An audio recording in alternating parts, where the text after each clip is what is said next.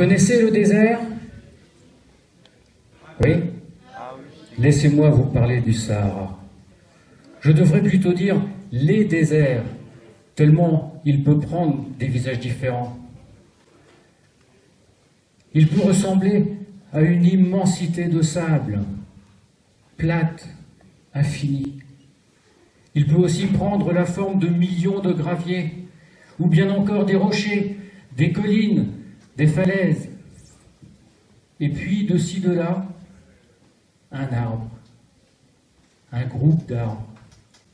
Et parfois, au milieu, une oasis, la vie, l'ombre, les fruits, les hommes.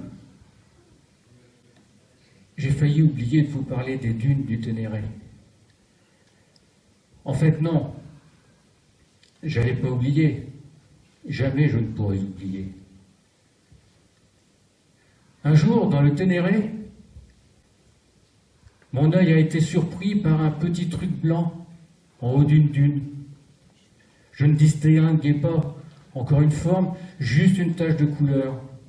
Comme je suis curieux de nature, j'ai décidé d'escalader cette dune friable. Petit à petit, je me suis rapproché, et là j'ai vu qu'il y avait en fait plusieurs morceaux.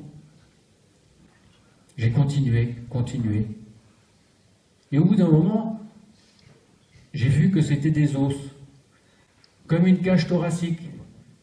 Pas grosse comme celle d'un chameau ou d'un cheval, non, plutôt une chèvre perdue, un mouton égaré.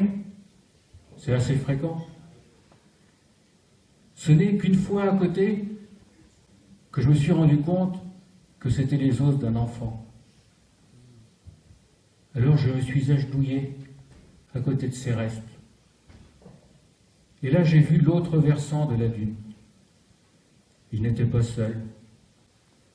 Il y en avait 10, il y en avait 50, 100 peut-être.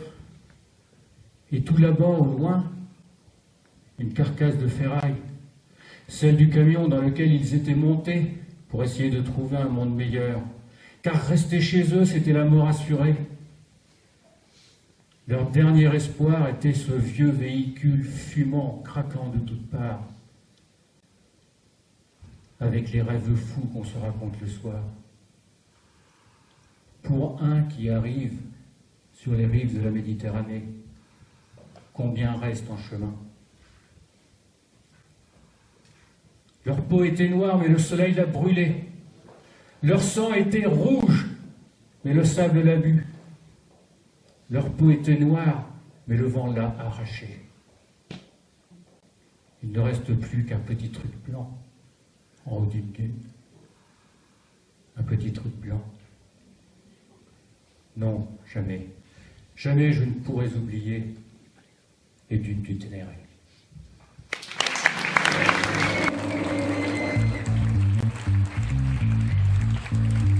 Applaudissements pour le smoking, bordel de merde! La poésie, c'est ça. C'est un petit peu des hyperchutes, on travaille au froid et on finit avec des chaos. Le smoking sous vos applaudissements.